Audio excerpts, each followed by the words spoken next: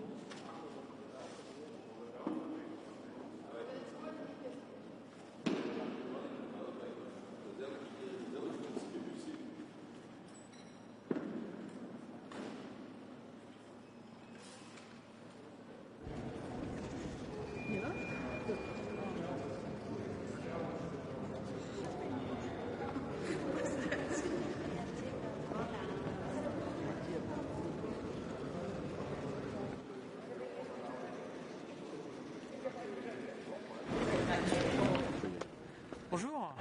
Bon, vous n'êtes pas en vacances. Bon, bonjour à tous et à toutes. On est aujourd'hui au Conseil Affaires Générales où on va bien sûr commencer ce qui sera une négociation longue et cruciale pour l'avenir de l'Europe, celle du prochain cadre financier pluriannuel, le budget de l'Union européenne. On est dans un moment de turbulence géopolitique où l'Europe a besoin de moyens financiers pour agir, a besoin d'un budget ambitieux. Et c'est pour ça que les discussions qui vont s'entamer aujourd'hui seront absolument décisives.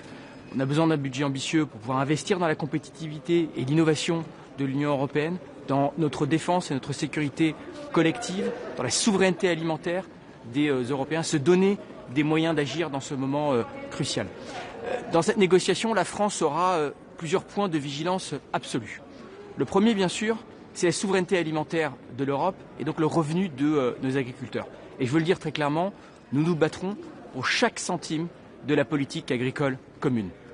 Pour donner de la visibilité aux revenus de nos agriculteurs, pour leur donner les moyens d'investir, pour aider les jeunes agriculteurs à s'installer et donc le renouvellement des générations. C'est absolument crucial pour que notre continent ne dépende pas des autres pour se nourrir. Bien sûr, nous soutiendrons l'investissement dans la compétitivité et l'innovation de notre continent, puisque on voit aujourd'hui avec le rôle des réseaux sociaux, de l'intelligence artificielle, demain du quantique, l'importance absolue, là aussi, d'investir dans l'autonomie stratégique, dans la souveraineté des Européens, en soutenant nos entrepreneurs, nos start-up, nos innovateurs, en continuant à simplifier nos règles et à unifier, approfondir le marché unique européen. La défense et la sécurité, vous le savez, ça a toujours été une priorité de la France, avec un accent particulier à la préférence européenne. Je vois que la préférence européenne est inscrite dans les premiers textes qui ont été transmis par la Commission européenne. Là aussi, c'est absolument fondamental pour avoir une industrie de défense européenne autonome, pour garder la maîtrise du savoir-faire technologique, la maîtrise de l'usage des exportations, et là aussi pour réduire nos dépendances, alors qu'on voit la guerre d'agression de la Russie contre l'Ukraine à nos portes, et puis plus fondamentalement la menace que la Russie fait peser sur toutes nos démocraties. La cohésion de nos territoires, bien sûr, sera au cœur des discussions, avec une attention particulière au rôle de nos régions et de nos régions ultra-périphériques, de nos territoires ultramarins, qui doivent être pleinement inclus là aussi dans cette politique de convergence européenne. Je vais dire peut-être un mot de la gouvernance. Bien sûr, on va beaucoup parler de la façon dont ce nouveau budget va fonctionner, et bien sûr, L'Union européenne a besoin d'agilité, de flexibilité, de modernisation de son budget pour pouvoir répondre aux crises et pour pouvoir agir. Nous serons vigilants à l'équilibre institutionnel et au respect là de l'équilibre entre la Commission et les États membres dans la façon dont fonctionne ce budget. Et bien sûr, le diable sera dans les détails dans cette conversation. Et peut-être un dernier mot en ce qui concerne le CFP sur la nécessité absolue pour l'Union européenne de se doter de ressources propres. C'est une condition sine qua non pour pouvoir avancer dans l'élaboration de ce budget. Il y a des propositions qui ont été formulées, on regardera en détail, mais très clairement, la France, avec ses partenaires, là, portera bien sûr cette ambition pour l'Europe de se doter de ressources propres. C'est à la fois nécessaire pour ce budget et bien sûr pour le remboursement du grand emprunt Next Generation EU. Et je rappelle d'ailleurs que c'était une des conditions sur lesquelles les 27 étaient mis d'accord lors de l'élaboration du plan de relance face à la crise Covid.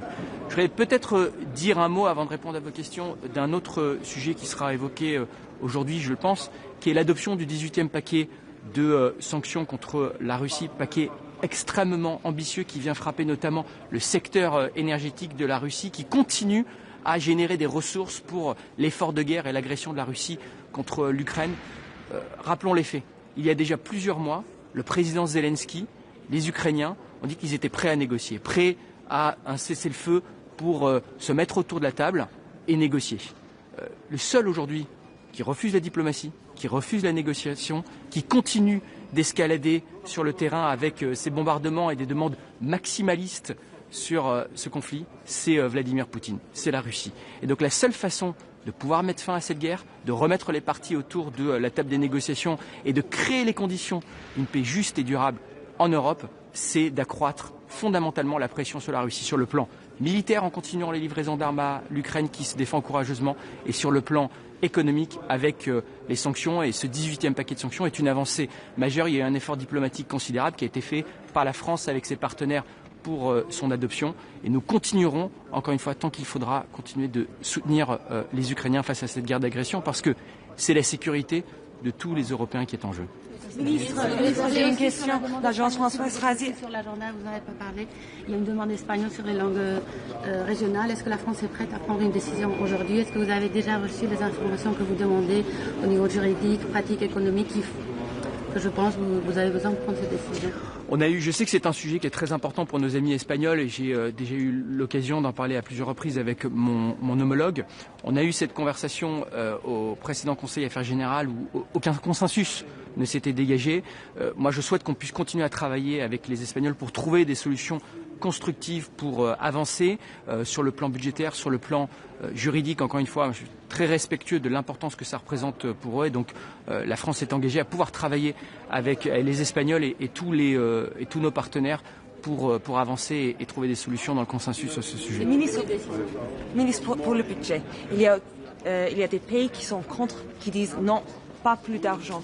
Et je sais que la position pour la France, c'est un peu... il y a des problèmes aussi avec l'argent, le budget, etc. Mais vraiment, pour le peuple européen, on a besoin de dépenser plus.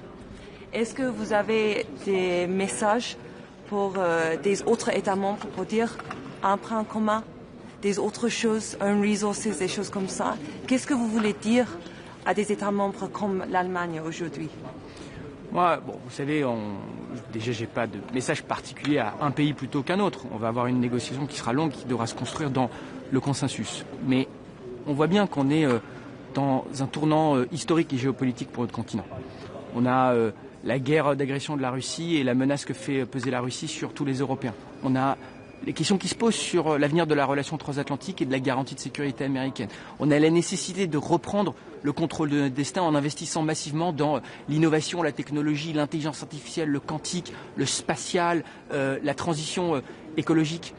Pour tous ces sujets, on a besoin d'une Union européenne forte qui se donne les moyens d'agir. Alors, avant d'arriver dans les débats comptables, mettons-nous d'accord sur ce qu'on veut pouvoir faire ensemble, dans la défense de la souveraineté alimentaire de l'Europe, dans notre souveraineté technologique et le soutien à la compétitivité, dans la préférence européenne pour la défense et la sécurité. Ce seront les priorités qu'on portera.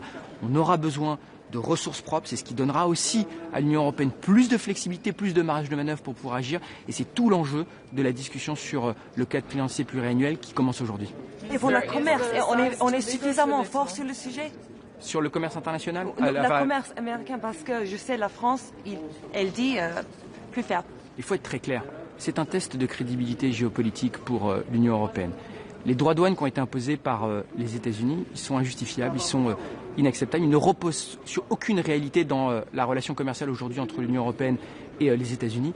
Nous, on l'a dit et on partage ça avec tous nos partenaires européens. On veut trouver une solution, on veut trouver un accord et un chemin de désescalade qui sera dans l'intérêt de tout le monde. Mais l'Union européenne a les moyens de se défendre. Elle a les moyens de pouvoir activer, par exemple, les contre-mesures s'il n'y a pas d'accord avec les États-Unis, d'aller plus loin en utilisant l'instrument anti-coercition qui permettra, par exemple, d'aller aussi frapper les services américains dont nous sommes consommateurs. Je pense notamment aux services numériques. Encore une fois, on est fort. On a un marché unique unifié. On a 27 États membres. On a des outils pour pouvoir se défendre et nous le ferons. Nous défendrons collectivement nos intérêts.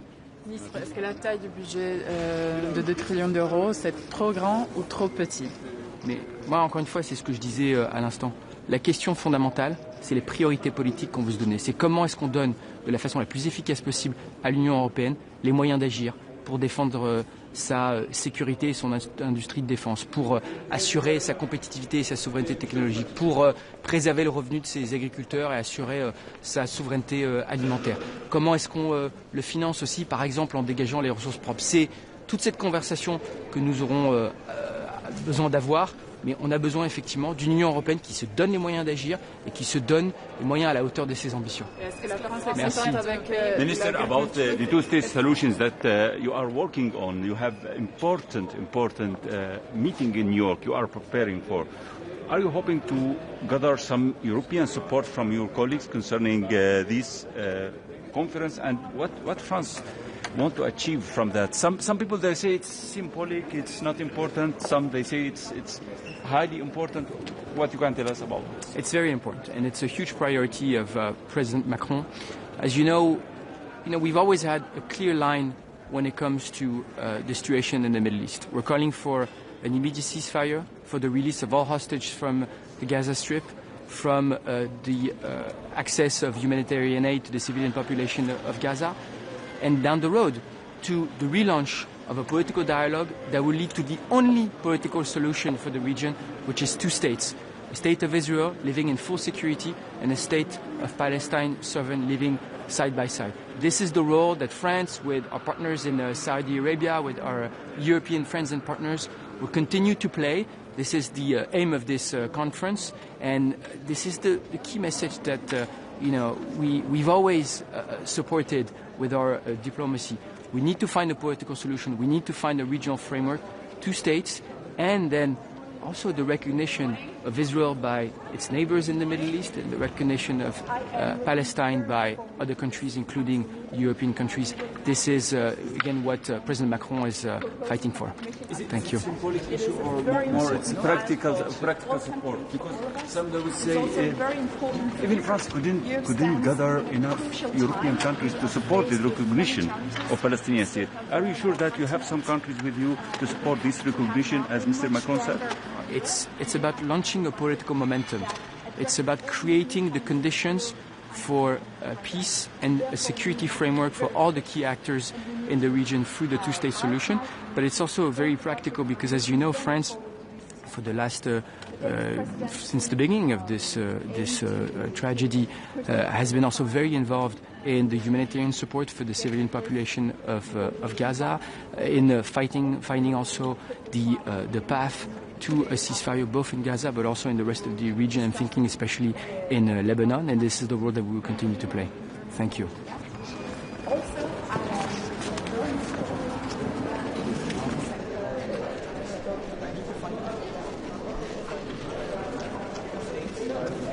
Good morning, Minister. Good morning. Morning. Good morning. I am looking very much forward to this council meeting. We will have the first discussion on the proposal from the Commission on the MFF. It is a very important file for all countries, for all of us. It's also very important for Europe.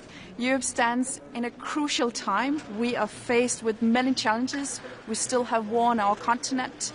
And we have to have now a much stronger Europe, and we have to have a budget that addresses all these new challenges that Europe are now standing in front of. And therefore we need to be very ambitious, and we need to prioritize, we need to reform the budget, and I'm looking very much forward to this discussion. The Danish presidency aim to push the budget as far as we can. We are aiming to get the first negotiation box already in the fall, and therefore we have put this file on the agenda only 2 days after it being presented, and we will discuss it at other council meetings in the fall too. I'm looking very much forward to that. Also, I am looking very much forward to adopting the 18th sanction package. It is a very important step towards limiting the Russian war machine, and I'm very happy that we have now reached agreement and that we now today will adopt the 18th sanction package. A question for Deutsche Welle Ukrainian, please. Sorry, can I ask for your active? Many leaders, including the German Chancellor and Sweden, have come out and now said that the budget is too big. Do you think that's going to make your job a lot harder? Do you think the budget is too big? Well, it is no surprise, and this is the Commission proposal, and it is no surprise that there are different opinions amongst member states. Now we will facilitate that debate, and I think it's very good that we have it already now, only 2 days after it being presented, and we will continue to have these discussions. It is important that we, as fast as possible, reach the first negotiation box, set the principles for the budget. One of the biggest losers are farmers. Does this concern Denmark, or do you think it's okay given the fact that other areas get more money like defense? Status quo is not an option. As I started out by saying, Europe is in crucial times. We need to be able to defend ourselves. We are challenged on our competitiveness. We have to boost innovation, and we have to have a budget that responds to all those new challenges. So obviously we have to have a new architecture on the budget, and we're very happy to facilitate these discussions. And I know, of course, it will be hard discussion as it always is. Now we will have these first round of talks. A question for Deutsche Welle Ukrainian, please, about the Ukrainian facility in the MFF. So what is your opinion on that proposal? Do you think this sum is enough? And what kind of a discussion do you foresee in the Council on that part? Thank you. So we're not going into talking specific numbers yet. We will have a talk about the overarching architecture of the budget. We as presidency are aiming for reaching the first negotiation box. We think it's good that we now have the proposal on the table and that we discuss it as fast as possible. It's also good that we have a budget that is ambitious, that addresses the challenge that we're faced with. And one of them is war on our continent. We have to do more to support Ukraine, and therefore it is good that is also in the budget. How you managed to get agreement on 80th package sanction, because discussion was very, very long, and do you expect that other country of G7 support this oil price cap? So it looks like we will reach agreement and we will reach consensus on the 18th sanction package today. It is a very important step in order to weaken the Russian war machine, to put a stronger gap on the Russian oil prices, and also to limiting the shadow fleet. And I'm very happy that it looks like that we will now today reach consensus on the 18th sanction package and adopt the 18th sanction package. How do you see today's debate on the Spanish languages? Do you think there will be a vote? So Spain wishes to put the Spanish language case on the agenda again, and as presidency we will facilitate that debate. I do know that there are many concerns addressed from member states. It goes both to budgetary issues, legally issues, and of course we need to find answers to those questions. I do not foresee a vote today. How did you manage to get Slovakia on side to back this 18th sanctions package? How did you manage to get Slovakia on side? They had been holding things up. I cannot go into detail with that. The only thing I can say is that we're very happy to see that we manage to succeed consensus on the 18th sanctions package. It is very important. Okay, thank you very much. Thank you.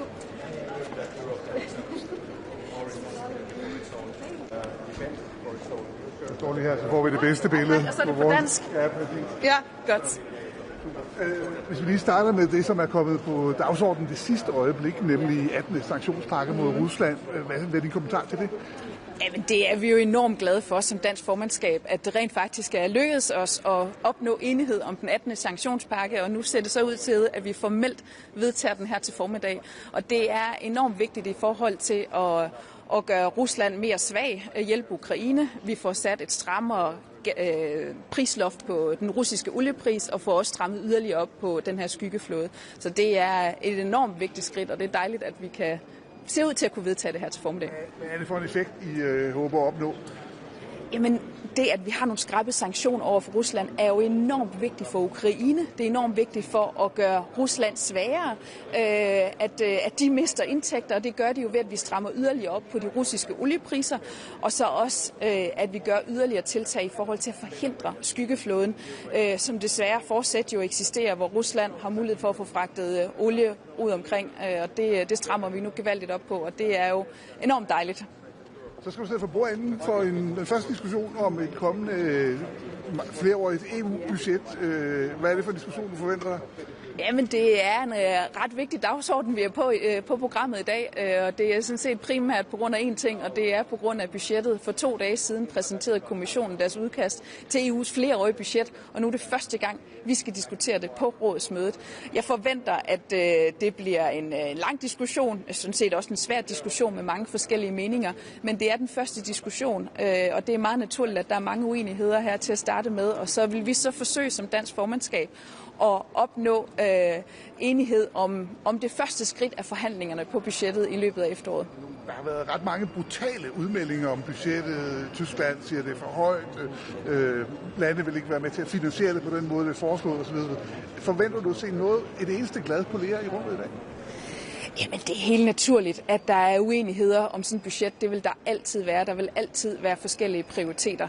Det, der er anderledes den her gang her, det er, at selve arkitekturen på budgettet er fundamentalt anderledes. Altså, vi skal have et andet budget. Vi bliver nødt til at have et budget, der i højere grad adresserer de udfordringer, som Europa står over for nu. Og det er altså, at vi ikke kan forsvare os selv, og at vi har udfordringer med vores konkurrenceevne. Og det har kommissionen forsøgt at adressere i det her forslag til budgettet, og det ser jeg meget frem til at diskutere med kollegaerne. Hvordan har Danmark det med det største EU-budget nogensinde? Jamen, som vi tidligere har sagt, så går vi ind i de her diskussioner med et åbent sind. Vi bliver nødt til at have et åbent sind i forhold til at diskutere, hvordan det er, vi løser Europas udfordringer. Vi står altså i en tid, hvor Europa er udfordret. Vi er udfordret på vores sikkerhed. Vi kan ikke forsvare os selv. Vi er udfordret på vores konkurrenceevne. Vi har et innovationsskab med Kina og med USA. Vi bliver nødt til at have et stærkere Europa, og derfor bliver vi også nødt til at have et stærkere budget. Det er klart, det er ikke regeringens politik, at budgettet skal stige. Vi vil først og fremmest se på, hvordan vi kan prioritere budgettet bedre. Men det er vigtigt, at vi får et langt stærkere Europa, og derfor skal budgettet også kunne levere mere. Så derfor udelukker ikke noget? Vi udelukker ikke noget på forhånd, som vi også tidligere har sagt. Vi bliver nødt til at gå ind i de her diskussioner med åbne øjne. Tak.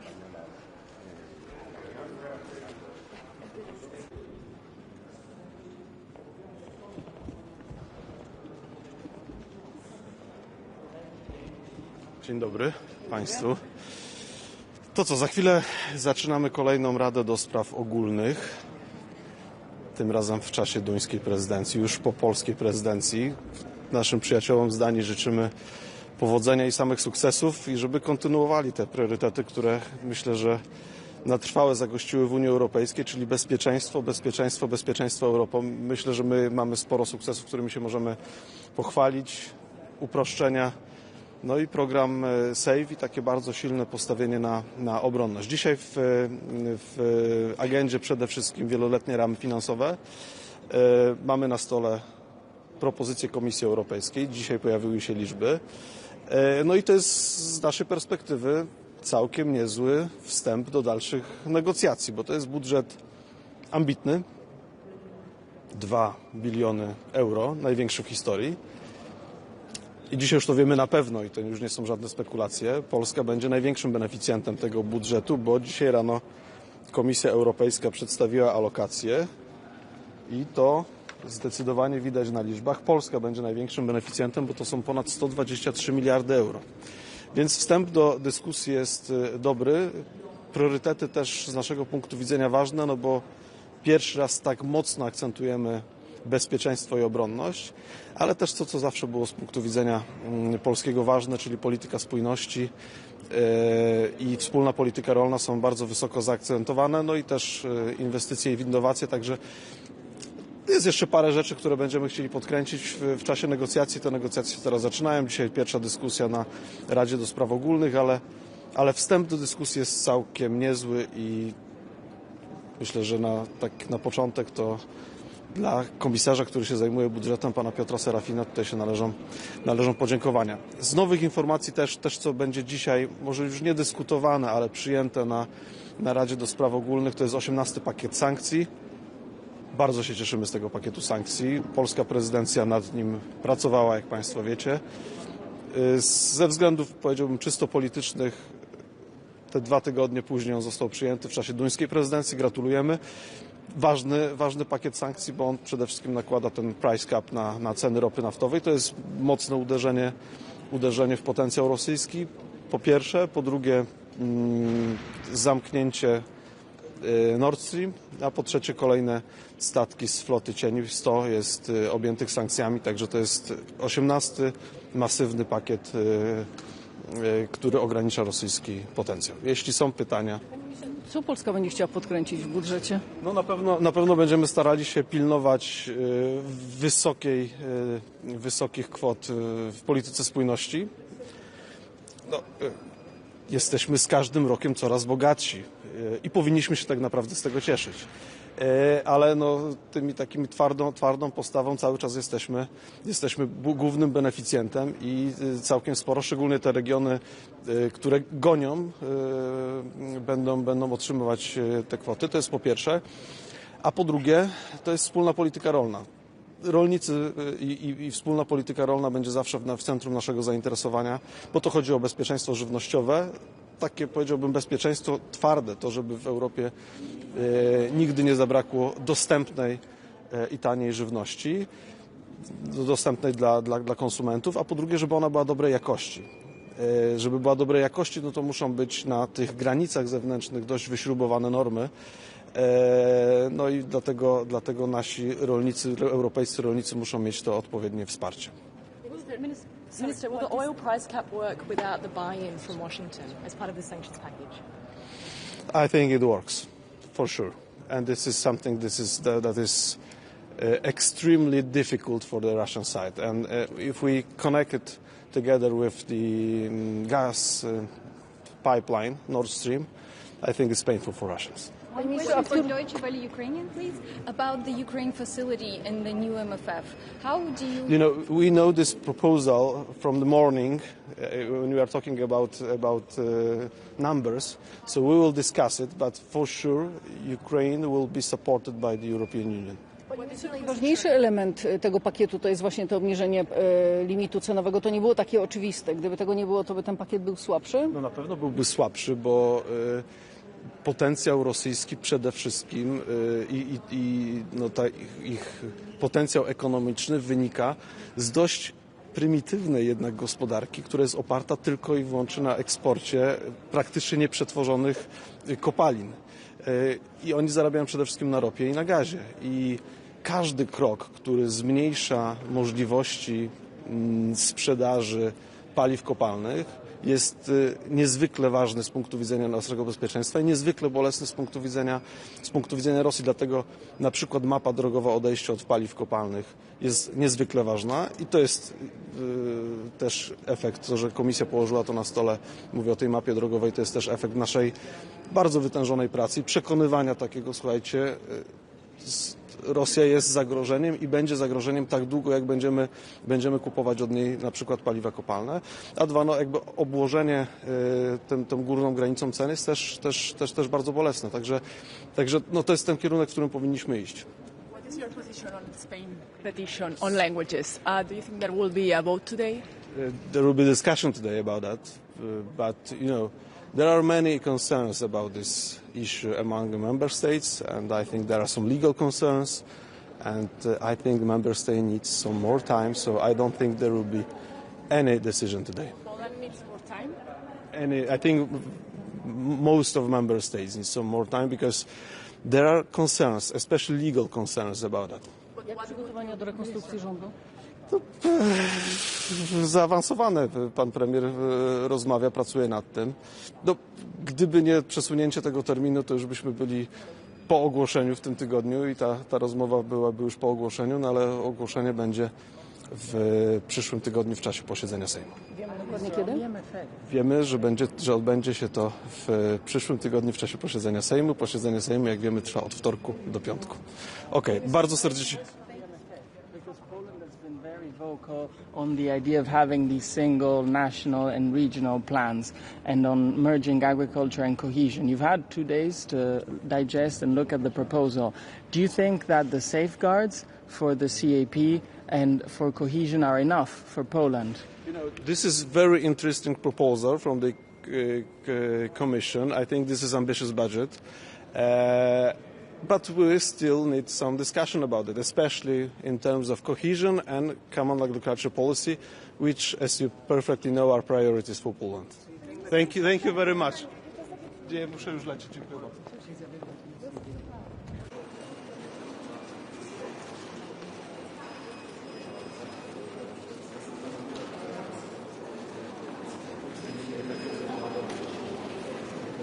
Hola, muy buenos días. Tenemos hoy la primera reunión del Consejo de Asuntos Generales de la presidencia danesa, con 2 puntos principales, los 2 de gran importancia para España en la agenda. La propuesta española de reconocimiento de las lenguas oficiales españolas en la Unión, enmendando el régimen lingüístico de la Unión Europea. Y la propuesta que acaba de presentar la Comisión el miércoles pasado sobre el marco financiero plurianual, que será la primera vez que el Consejo pueda discutirla. Hay también 2 otros asuntos presentados por Dinamarca en cómo van a gestionar durante la presidencia los expedientes vinculados a la simplificación, y también un otro punto diverso presentado por Alemania sobre la necesidad de abordar con solidaridad los asuntos que requieren unanimidad, como es el caso de las sanciones, y hoy celebramos que el 18º paquete de sanciones contra Rusia por su agresión brutal contra Ucrania va a ser adoptado por unanimidad. Empiezo, si me permitís, empiezo por las lenguas. Como sabéis, hace 2 años el ministro Álvarez trasladó a sus colegas una propuesta para que se reconozcan el catalán, el euskera y el gallego en la Unión Europea, y durante estos 2 años hemos trabajado con todos los Estados miembros. Esta es una prioridad para España, una prioridad que España no va a abandonar. Está íntimamente vinculada a la identidad nacional plurilingüe de España, que de acuerdo con los tratados simple y llanamente debe ser respetada. Además, consideramos que esta propuesta no tiene ningún impacto negativo para ningún otro Estado miembro, por lo tanto, consideramos que debe ser posible aprobarlo a la brevedad. Por eso hemos mantenido este dossier en la agenda durante los 2 últimos años. Agradecemos a todas las presidencias que nos han ayudado a ello, incluida ahora la danesa, con que ponga este punto formalmente en la agenda para un debate con la posibilidad de solicitar un voto. Y, como sabéis, después de la última discusión del 27 de mayo, hemos circulado ya hace un mes un memorando con información adicional sobre todos los aspectos que se suscitaron, y consideramos que todos los aspectos que se suscitaron han sido abordados. Se trata ahora de conseguir los objetivos de esta propuesta, que no son otros que acercar las instituciones y la Unión Europea a 20 millones de europeos que tienen 2 lenguas oficiales y que residen en España, y evitar que estos 20 millones de personas europeos sean discriminados frente a otros europeos que residen en otros Estados miembros que también tienen más de una lengua oficial. En segundo lugar, vamos a tratar el marco financiero plurianual, donde hemos valorado la presentación de la propuesta de la Comisión hace solo 2 días, por lo tanto la estamos analizando todavía, pero nos sorprenderá que, como el presidente del Gobierno ha dicho en reiteradas ocasiones, el nivel de desafíos, el contexto geopolítico y geoeconómico actual requiere una respuesta de la Unión realmente ambiciosa. Por eso valoramos positivamente algunos de los elementos de la propuesta, como los incrementos presupuestarios en materia de ciencia, de innovación, de desarrollo tecnológico, también en el área de acción exterior, pero sin embargo consideramos que en términos globales la propuesta no está a la altura de los desafíos, de los retos que la Unión Europea tiene en esta materia. Valoramos también positivamente, lo ha dicho el presidente del Gobierno en numerosas ocasiones, que la seguridad y la defensa sea tratada como un bien público europeo que requiere una respuesta sólida de la Unión, pero esto no debe ser a expensas de otros bienes públicos europeos, como es la triple transición verde, digital y social, la política de cohesión y otras áreas importantes del presupuesto que van a requerir atención. Sin duda, España va a prestar mucha atención a la política de cohesión, a la política social de la Unión Europea. La estrategia de hoy es confrontar con las delegaciones que todavía tienen dudas. ¿Quieren que realmente expliquen cuáles son esas dudas? Si entienden que ustedes ya lo han hecho todo, hoy a la llegada muchos ministros están expresando sus dudas. ¿Qué más se puede hacer para convencerles? Bueno, yo creo que lo que va hoy, después de esta discusión, estoy seguro que estaremos, ya lo estábamos el 27 de mayo, más cerca aún que nunca de la aprobación próxima de la propuesta española, porque no vemos ninguna otra alternativa. No se trata de confrontar, se trata de dialogar. Los tratados son muy claros. Los tratados dicen que la identidad nacional de los Estados miembros, en este caso la identidad nacional plurilingüe, nuestro sistema constitucional, debe ser respetado. No hay duda a ese respecto. Los tratados también son muy claros, que el régimen lingüístico de la Unión se acuerda por unanimidad mediante un reglamento del Consejo. Ni más ni menos. Está claro que no hace falta una revisión de los tratados. No se trata de confrontar, se trata de dialogar, y yo creo que todos los Estados miembros, hace un mes que reaccionamos solo unos días después de haber tenido un debate en el Consejo de Asuntos Generales del 27 de mayo, que facilitamos el memorando y también un informe jurídico hecho por la Abogacía General del Estado, y yo creo que todos los Estados miembros saben cómo de importante es esta iniciativa para España, cómo de importante es esta iniciativa para 20 millones de europeos, y que se trata de terminar con una discriminación. 20 millones de europeos no pueden ser discriminados porque las lenguas que son oficiales en los territorios españoles en los que residen no se traten exactamente igual que las lenguas que son oficiales en otros países que también tienen 2 lenguas. ¿Por qué no pide España a la Comisión la evaluación de impacto que pide el resto de países? ¿Por qué no pide España a la Comisión la evaluación de impacto que piden estos países que no quieren tomar decisión a tener ese informe legal al Consejo de la UE sobre esta cuestión? Porque hemos escuchado entrando a 4 o 5 ministros decir que la información que hay sobre la mesa, lo que ha aportado España, no es suficiente, que no tienen las garantías que buscan, y en los debates les dicen lo que quieren. Quieren una evaluación de impacto práctica, financiera, de la Comisión, del Consejo. ¿Por qué España no da ese paso adelante que le piden ellos para tener esos papeles? La Comisión ha sido cristalina en muchas ocasiones. La última vez, desde luego, en el debate del 27 de mayo. La Comisión ha dicho, inmediatamente después de la presentación de la propuesta española, ya hace 2 años, la Comisión presentó su estimación, basada en el caso del irlandés. Y la Comisión estará, cito textualmente a la Comisión, pero preguntadles a ellos, la Comisión estará preparada para presentar otro tipo de análisis más actualizados cuando la propuesta se haya adoptado. Yo creo que este diálogo, pero vamos, invito a cualquier Estado miembro, lo que no puede ser es secuestrar o retrasar los debates innecesariamente. Si hay cualquier Estado miembro que necesite cualquier otra cuestión de la Comisión o del Consejo, que lo pidan. Y espero que lo tengamos listo inminentemente, porque nosotros hablamos con la Comisión y la Comisión nos dice que han hecho todo lo que pueden hacer. Y además es que este debate sobre el tema presupuestario, nosotros estamos a favor de que pueda haber la mayor claridad y la transparencia. Creo que la inmensa mayoría de los Estados miembros tienen claros todos los argumentos y así nos lo reconocen. Pero desde el momento que España ha reafirmado que está dispuesta a cubrir todos los costes, ¿cuáles son las dudas? ¿Cuál es la implicación de que la Comisión estime que es 1 euro más o 1 euro menos? España está dispuesta a cubrir los costes. ha incluso mejorado y fortalecido la propuesta legislativa para que sea en el articulado donde se dice que España cubrirá todos los costes directos e indirectos, y este es el lenguaje que habíamos incluido en todos los acuerdos administrativos que ya desde hace 20 años están permitiendo que los representantes españoles hablen catalán, euskera y gallego aquí en el Consejo, en el Comité de las Regiones y desde el junio pasado en el Comité Económico y Social. No hay dudas, funciona perfectamente, se pueden cubrir los costes, lo llevamos 20 años haciendo. Estamos preparados para que los Estados miembros que necesiten más información, si es la Comisión y el Consejo quienes la tienen que emitir, que la pidan, que se emita, que esté lista cuanto antes, y si es España, desde luego nosotros ya hemos resuelto todas las dudas que nos han planteado. Si hay dudas nuevas, que las planteen. Hace un mes que mandamos el memorándum y en ese envío volvíamos a recordar que estamos dispuestos a abordar cualquier duda o cuestión que se plantee y estamos dispuestos a hacerlo de manera inmediata para que esta propuesta se pueda adoptar de manera inmediata. ¿Pedirán que se someta a votación hoy? Nos gustaría que hoy quedase claro, de hecho estamos convencidos que quedará claro que se han abordado todas las dudas y si es así, es que no haría falta ni una votación ni hace falta que sea en un Consejo de Asuntos Generales. En el momento que se constate la unanimidad, en cualquier reunión del Consejo se puede tratar como un punto sin discusión, como hoy vamos a aprobar por unanimidad las sanciones contra Rusia. Muchas gracias. Una última. Sí. Que es una propuesta que no tiene ningún impacto para el resto de países.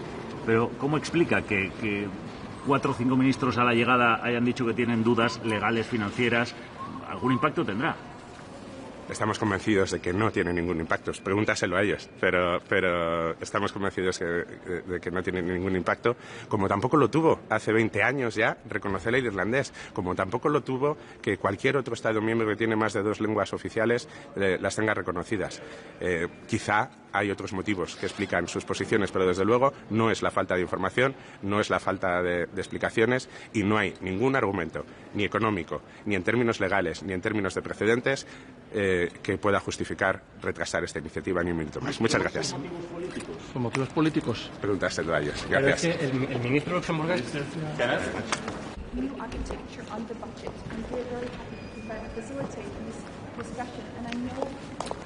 Huomenta, good morning, good morning.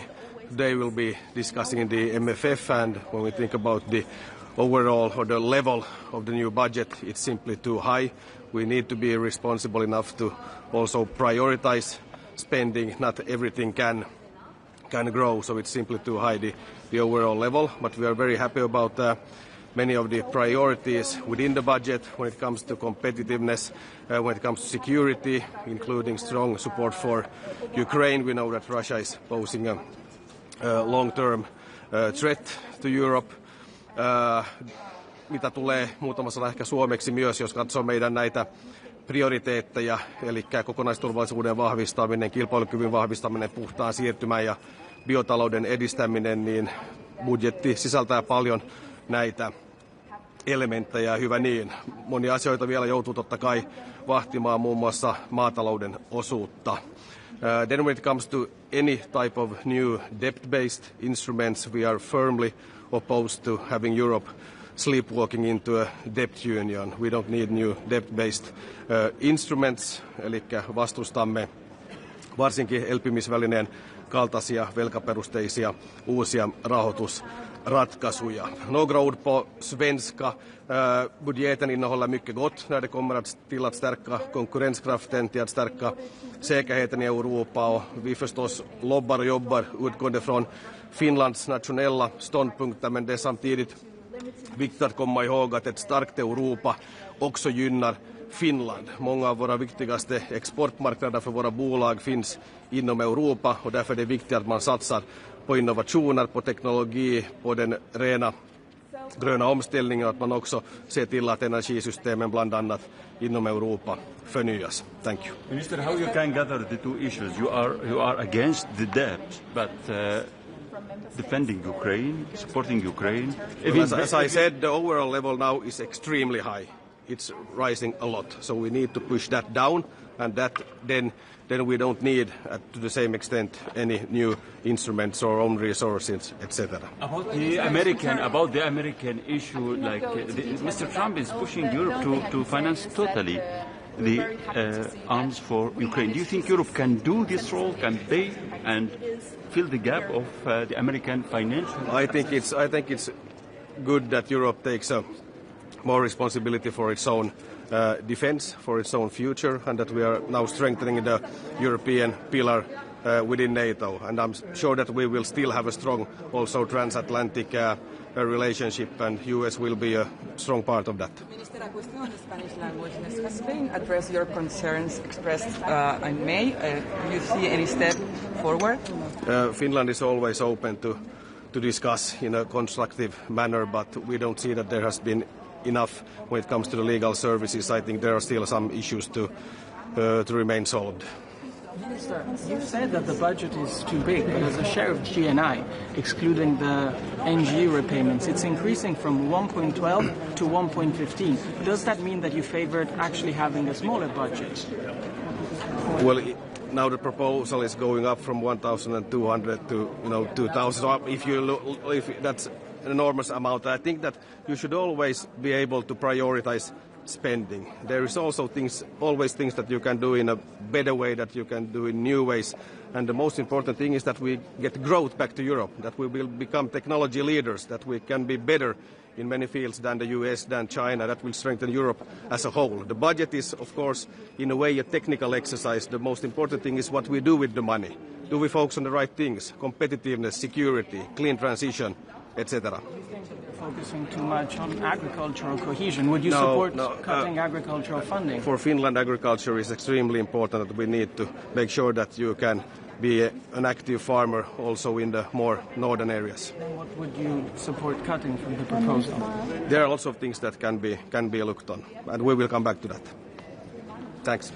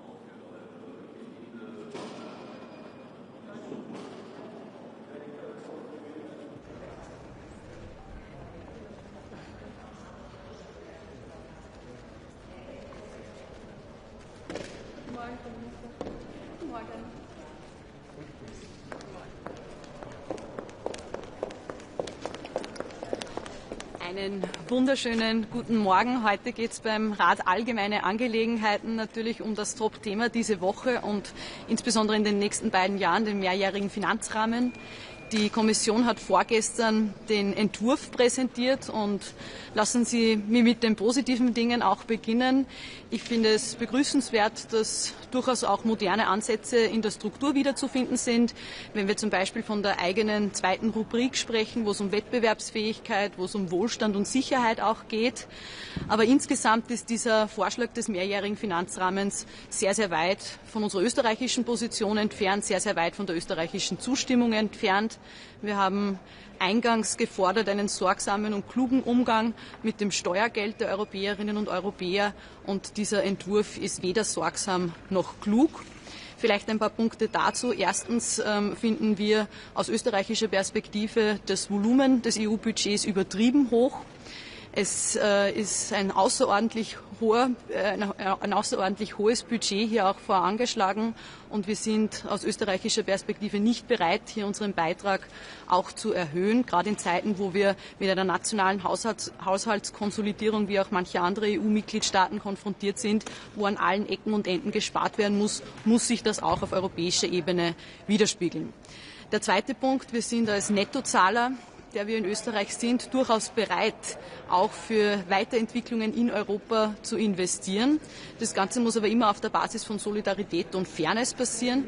Das heißt, dass wir natürlich auch in unserer Positionierung speziell Weiterentwicklungen bei diesen Fonds einfordern, bei denen wir auch Rückflüsse nach Österreich garantieren können. Und da ist insbesondere die zweite Säule der GAP-Mittel, der gemeinsamen Agrarpolitik, sehr wichtig für uns in Österreich. Hier passieren Rückflüsse, enorme Rückflüsse nach Österreich und die sind für unsere Familienbetriebe, für die kleinstrukturierte Landwirtschaft, die wir in Österreich haben, dringend notwendig. Und ein dritter Punkt als Erinnerung.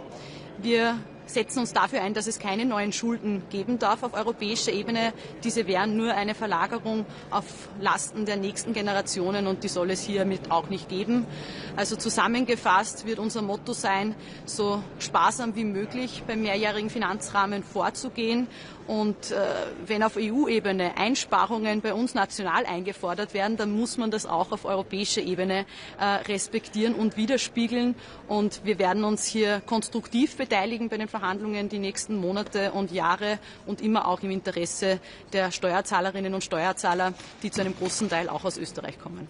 Sie haben die nationalen Beiträge angesprochen. Jetzt hat die Kommissionspräsidentin zugesagt, dass die nicht steigen werden und dass das ausgeglichen wird durch neue Eigenmittel. Ich höre daraus, Sie sind nicht so zuversichtlich, dass das so gut wird. Wir werden uns die neuen Eigenmittel, die Vorschläge, die hier für am Tisch liegen, genau ansehen. Was klar ist, ist, dass diese neuen Eigenmittel nicht zu einer zusätzlichen Belastung für die Bürgerinnen und Bürger und insbesondere für die Unternehmen führen dürfen. Das wäre das absolut falsche Signal in Zeiten wie diesen und deswegen sehen wir manche dieser Vorschläge, die wir, wie gesagt, jetzt im Detail auch durchgehen müssen und diskutieren müssen, sehr skeptisch. Zur Landwirtschaft, können Sie den österreichischen Bäuerinnen und Bauern zusagen, dass diese wegfallende zweite Säule durch den österreichischen nationalen Plan ausgeglichen wird? Wir stehen jetzt am Beginn der Verhandlungen zum mehrjährigen Finanzrahmen. Unsere österreichische Position als gesamte Bundesregierung ist klar, dass wir für einen eigenständigen GAP-Fonds sind, dass wir für ausreichende Dotierung in diesem Fonds auch sind, weil wir eine spezielle Voraussetzung haben mit sehr kleinstrukturierten Familienbetrieben in der Landwirtschaft. Und für diese werden wir uns auf europäischer Ebene einsetzen.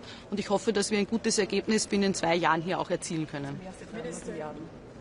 You do not want more debt, you do not want new resources, you do not want an increased contribution from Austria and other net payers. But at the same time, if I understood correctly, you do not want to see the share of agriculture being reduced. So where are you going to find the cuts? Wir müssen uns auf europäischer Ebene auf die großen Fragen konzentrieren. Und hier muss man definitiv auch in der Struktur mancher Dinge nachdenken. Die großen Fragen sind für uns Asyl und Migration, Wettbewerbsfähigkeit in Zeiten wie diesen, wo weniger an Regulierung auch mehr ist und hier auch ein gewisses Einsparungspotenzial vorliegt. Und ein dritter wesentlicher Bereich, Sicherheit und Verteidigung. Und statt immer nur bei den Einnahmen nachzudenken, wie wir hier noch höher und besser werden können, muss man ausgabenseitig hier auch die Dinge gut beleuchten. Und ich glaube, es ist nachvollziehbar, dass jedes Land in der eigenen Positionierung hier auch darüber nachdenkt, wo passieren denn Rückflüsse, gerade aus Sicht eines Nettozahlers. Und die sind bei uns insbesondere im Bereich der Forschung und Entwicklung, aber auch in der Landwirtschaft zu sehen. Es gibt ja schon viele kritische Stimmen. Was erwarten Sie für die Verhandlungen? Wann rechnen Sie mit einem Abschluss? Wird es sehr schwer werden? Man geht davon aus, dass die Verhandlungen zum mehrjährigen Finanzrahmen gute 2 Jahre in Anspruch nehmen. Dann haben wir ein EU-Budget für 6 Jahre, 2028 beginnend.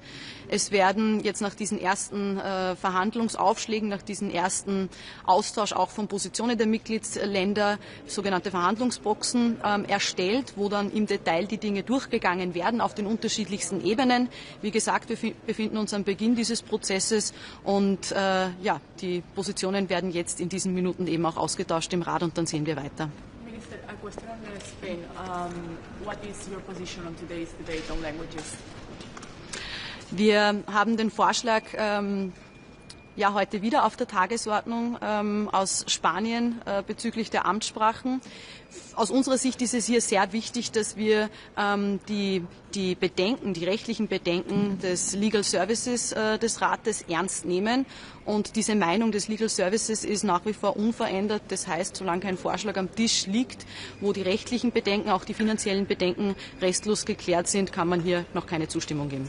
Minister, noch mal dazu Dankeschön. Dankeschön.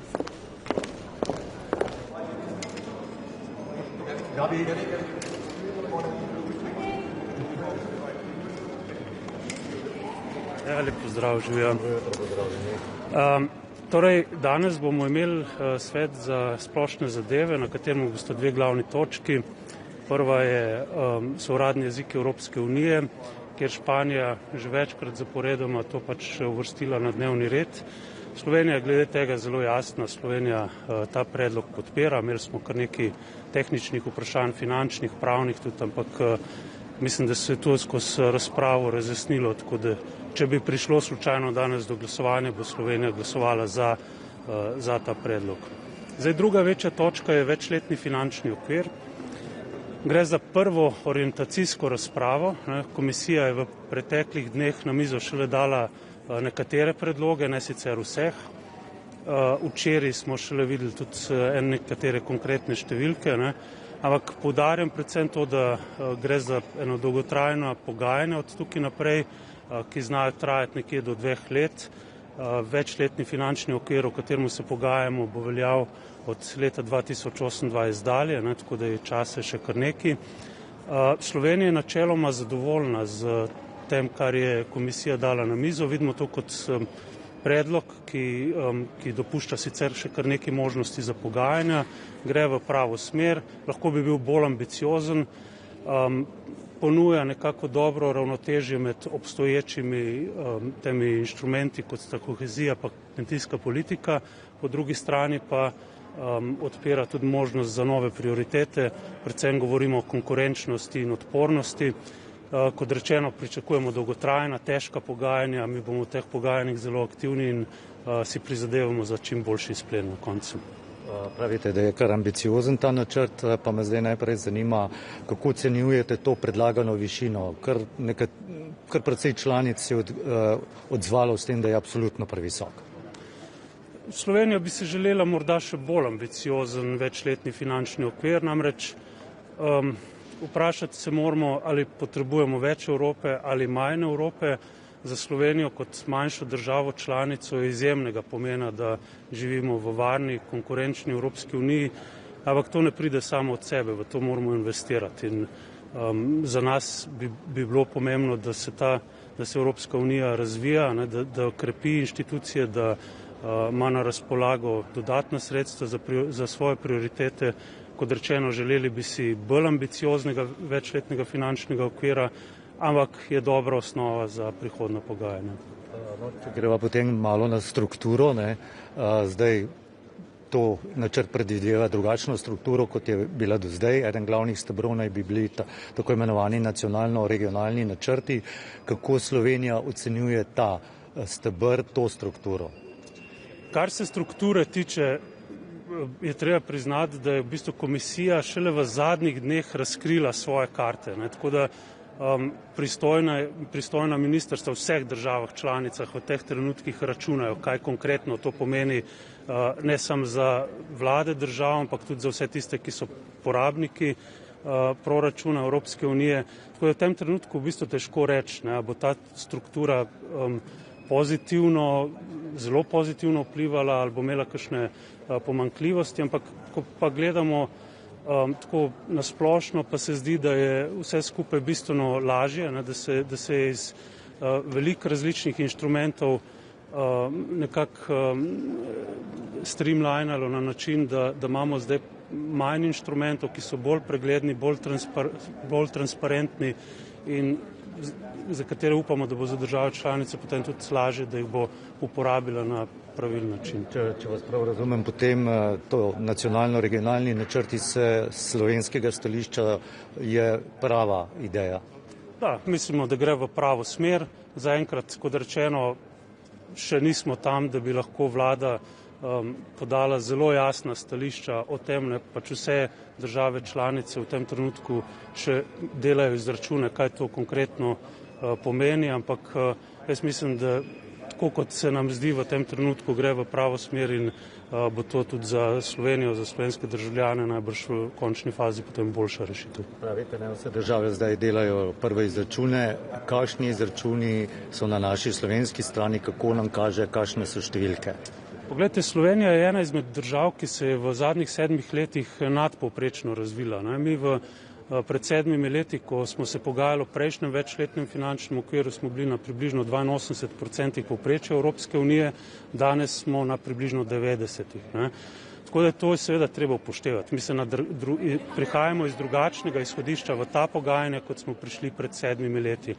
Ampak kot vse kaže, zaenkrat bo Slovenija uspela v veliki meri obdržati te tradicionalne inštrumente, kot je kohezija, kot je skupna kmetijska politika, po drugi strani pa bo dobila na razpolago nekatere inštrumente, ki jih do zdaj ni imela, predvsem govorimo o konkurenčnosti, o varnosti, odpornosti in prav pri teh inštrumentih, ki so pomembni za prihodnost Evropske unije, smo si tudi v dozdajšnjih neformalnih pogovorih uspeli izpogajati nekatere elemente, naprimer pri konkurenčnosti bojo sredstva, kot kaže, namenjena tudi malim in srednjim podjetjem, kar je za Slovenijo zelo velikega pomena. Ko govorimo o varnosti, bojo sredstva najverjetneje namenjena tudi dvojni rabi. Tako da v bistvu izhodišče, ki ga imamo zdaj, ni slabo, je dobro, ampak opozarjamo pa še enkrat na to. Gre za proces, ki bo naporen, težak, ki bo najverjetneje trajal tam nekje 2 leti in vprašanje, kaj od tega, kar je zdaj na mizi, bo na koncu sprejeto. Ampak če sklepamo potem, kar je zdaj na mizi, nam kaže dobro. Kaj pa številke konkretne? Se je že pojavila številka 5,4 milijarde za Slovenijo, lahko kaj glede tega več? Ja, kot rečeno, glede številk je treba seveda upoštevati nadpovprečno razvitost Slovenije v zadnjih 7 letih. Pred 7 leti smo izhajali iz popolnoma drugačnega položaja kot sedaj, na približno 82% razvitosti Evropske unije, sedaj smo na približno 90%. In ko govorimo o številkah, vidimo, da kakšnih večjih rezov tukaj najverjetneje za Slovenijo ne bo. Ne bomo najbrž imeli na razpolago povsem istih sredstev kot pred 7 leti, ampak kot rečeno je pomembno za nas tudi, zakaj lahko uporabimo ta sredstva. In poleg tega, da jih bomo imeli za kohezijo, za kmetijstvo, jih bomo imeli tudi za nove prioritete, kot sta konkurenčnost in varnost, in to je pomembno. Marsikoga verjetno zanima predvsem kohezija in pa sredstva za kmetijstvo. Prva ocena, kako je tukaj glede Slovenije? Izhodišča so dobre, tako da tukaj naprej pa bomo probali pač seveda iztržiti čim več. Pa še zadnje vprašanje glede lastnih virov. Komisija želi neke nove lastne vire. Kako Slovenija gleda na to? Zdaj, če smo iskreni, je najbrž v tem procesu potrebno govoriti o lastnih virih. Zdaj, če želimo biti ambiciozni z novim večletnim okvirom. Komisija je dala na mizo kar nekaj idej, nekatere so bile že takoj od začetka zavrnjene z strani nekaterih večjih držav članic. Jaz bi želel poudariti, kaj je tukaj za Slovenijo pomembno. Za Slovenijo je pomembno, da ko bomo govorili o lastnih virih, se pravi gre za nove vire financiranja, bo treba zelo konkretno zračunati, kaj bo to neto pomenilo za nas in videti bomo mogli seveda zelo konkretne predloge strani komisije, da bomo to lahko storili. Ne branimo se te razprave, ne moramo pa v tem trenutku še reči, kateri izmed lastnih virov so tisti, ki bi prišli za nas upoštevati, kateri ne. Slovenia took a unique step. It was spreading around for a long time here in the Council, which is taking actions against two Israeli ministers responsible for hate speech. Why you took this decision, and are you hoping that you can take or gather some countries around this position, especially that we remember that Mr. Borrell at that time was promoting this and Slovenia was a supporter of this idea?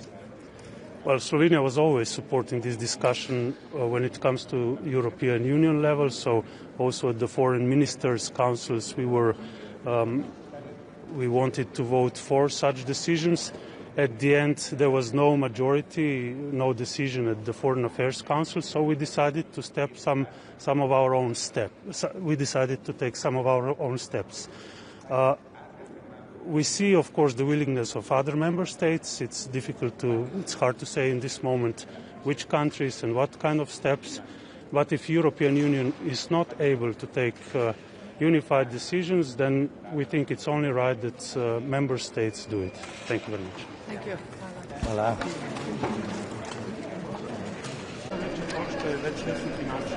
Morning, Minister. Jó reggelt! Első miniszteri szintű vitája lesz az MFF-nek.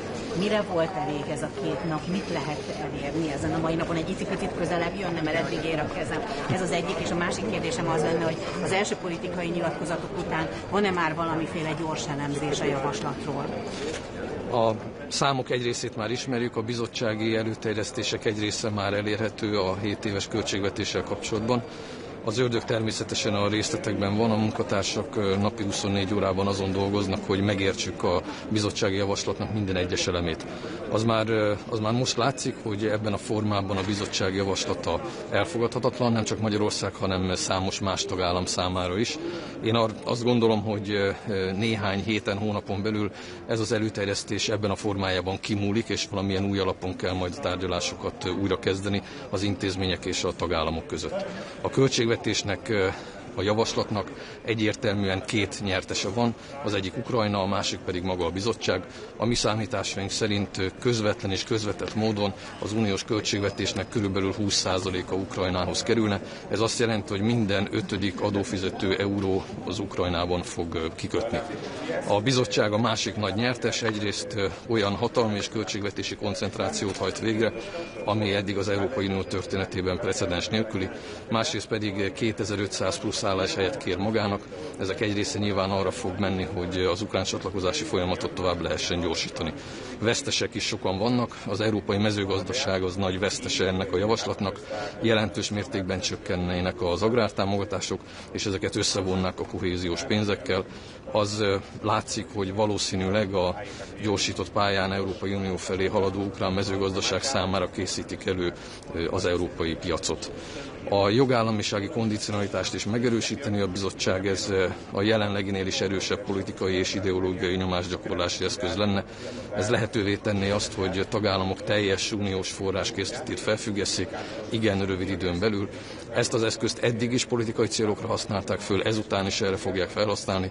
Nyilvánvalóan ez Magyarország számára elfogadhatatlan. Nem hiszem, hogy ez az előterjesztés lenne az, amelyik az Európai Unió versenyképességét és jövőjét megalapozná az elkövetkező 7 évre. Minister, in English, on the MFF, the rule of law mechanism, do you see this as like a front? I think it's a tool for political and ideological pressuring.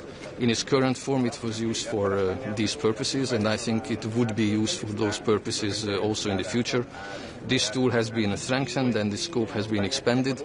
Now it allows the Commission to suspend access to all EU funds for political and ideological purposes. Of course, this is something that is a non-starter for Hungary. We have indicated this to the Commission previously. I will say that today at the Council.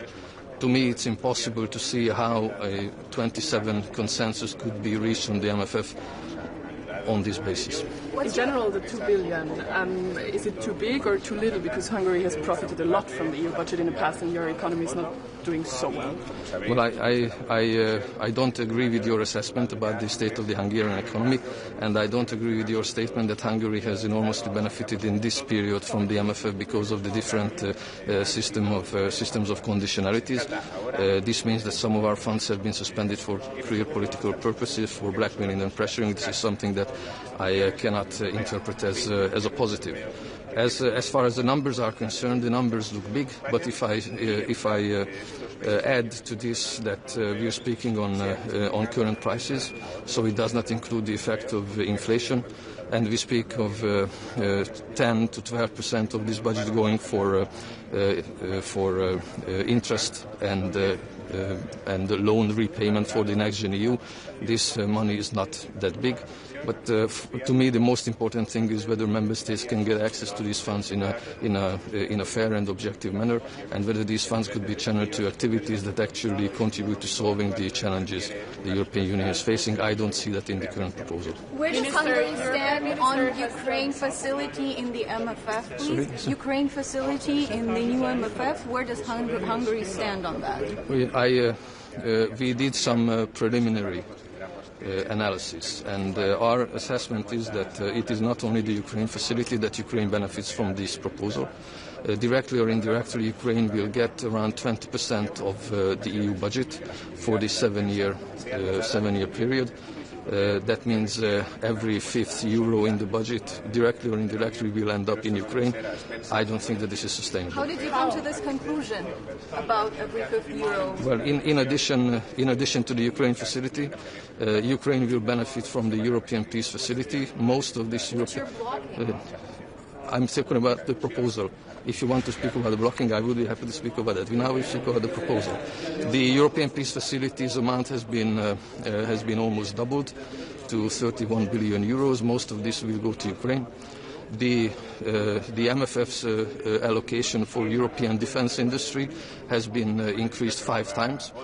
One of the main proposals is to support Ukraine and the Ukrainian defence industry, so I expect a lot of this money going to Ukraine as well. Global Europe also allows Ukraine-related programs to be financed, and there is a possibility of establishing a further loan facility, which is basically an unlimited possibility within the perspectives of the headroom to finance Ukraine through loans. So if adding all this together and taking off the next gen EU repayment part of the budget, this amounts to around 20% of the EU budget. Minister, your Prime Minister has said that the Commission should go back to the drawing board with the budget. Is that the message that you will deliver to your colleagues in the Commission today? Exactly. After ETS package was adopted, agreed, is it possible that negotiation on EU accession will be resumed for Ukraine? We don't see a connection between the sanctions packages and the accession process of Ukraine. The Hungarian position on Ukraine's accession process has not changed. Thank you very much.